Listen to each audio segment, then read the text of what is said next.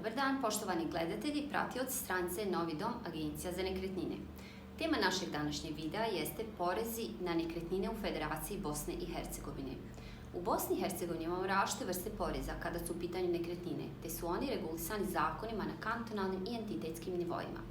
U Federaciji Bosne i Hercegovine predmet oporezivanja su stambeni ili poslovni prostori ili objekti ili neki drugi prostori koji su iznajmljeni u zakup, te objekti ili prostori predviđeni za odmor i relaksaciju.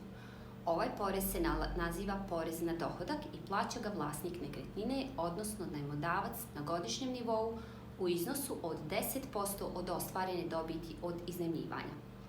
Sljedeći porez je porez na promet nekretnine. Često nam biva postavljeno pitanje od strane kupaca Agencije za nekretnine Novi dom. Ko je obaveznik plaćanja poreza na promet nekretnina i koliko on iznosi? Stopa poreza na promet nekretnine u Federaciji Bosne i Hercegovine iznosi 5%, te je ovaj porez regulisan na kantonalnom nivou, a obaveznik plaćanja ovog poreza u Federaciji Bosne i Hercegovine po zakonu je prodavac, osim u kantonu Sarajevo, gdje je od januara 2019. godine obaveznik plaćanja poreza na promet nekretnine kupac. Međutim, u praksi imamo u ostalim kantonima da kupac nekretnine solidarno jamči plaćanje ovog poreza u ime prodavca.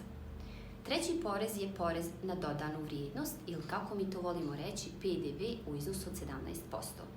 PDV se plaća samo u slučaju kada kupujete nekretninu, odnosno stan u novoj gradnji kojem ste vi prvi vlasnik i plaćate ga firmi, odnosno pravnom licu koja je stan izgradila, ali zato na tu nekretninu ne plaćate porez na promet nekretnine.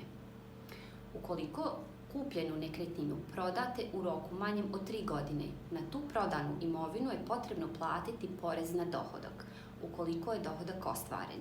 Taj dohodak je razlika između cijene prilikom kupovine i cijene prilikom prodaje nekretnine, a stopa poreza na dohodak je 10%.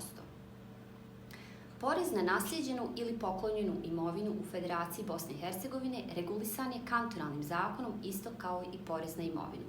Obaveznik plaćanja poreza na naslijeđenu ili poklonjenu imovinu jeste osoba koja nasljeđuje, odnosno prima na poklon imovinu, to jest nekretninu koja je predmet oporezivanja, a obaveza plaćanja ovog poreza nastaje u trenutku pravosnažnosti rješenja o nasljeđivanju, odnosno u trenutku prijema poklona. Porez na nasljeđe i poklon ne plaća nasljednik, odnosno poklonoprimac prvog nasljednog reda, dok ostali plaćaju u Unsko-Sanskom kantonu 3% na nasljeđe i 10% na poklon. Ukoliko imate potrebu za dodatnim informacijama vezanim za ovu ili neku drugu temu povezanu s nekretninama, posjetite nas na adresi Novi dom, Agencija za nekretnine, Bosanska broj 9 u Bihaću, ili nas kontaktirajte na telefon 066 885 399 ili 037 941 419.